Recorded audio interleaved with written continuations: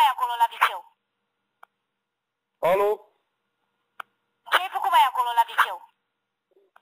Unde, mă? La viceu. La ce, mă? Tu ai văzut ce mizerie ai lăsat? Unde? La viceu. La cine, mă?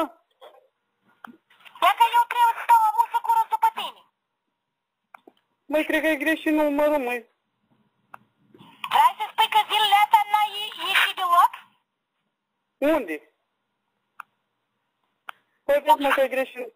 Vezi că ai greșit numărul. Tu ai văzut ce mizerie ai lăsat? Unde, mă? La viceu. La ce, mă? După tine. Ce Ești ai făcut nebună? la viceu? Ai nebunit, mă. Dar la tine acasă sau unde? Ia ca îți place așa, da? Ce, mă? Ia ca îți place așa, da?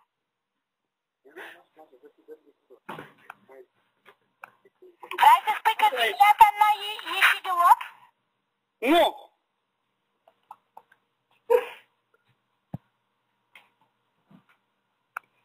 Și-a lăsat mizerii, amusă cu rost după tine.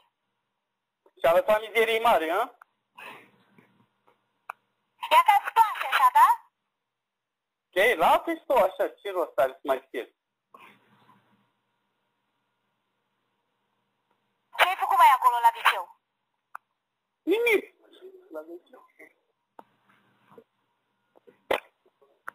Tu ai văzut ce mizerie ai lăsat?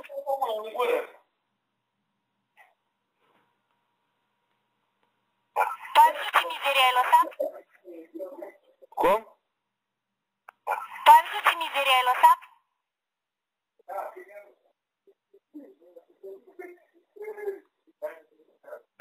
Ia ca îți place așa, da? Lasă așa și să nu te mai chirui.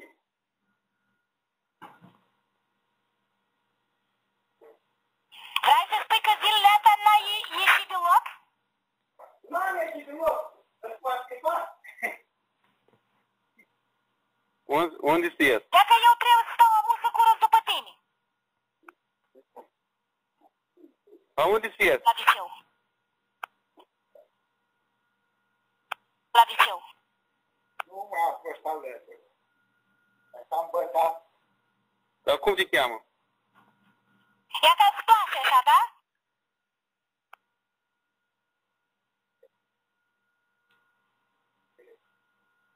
Ce ai făcut mai acolo la viceu? M-am dus afară. Ia că îți place așa, da? Hai, dar vorbești mai clar. Ia că îți place așa, da? Da, mă, ce hai jos asta, băi. Ia că îți place așa, da? Da.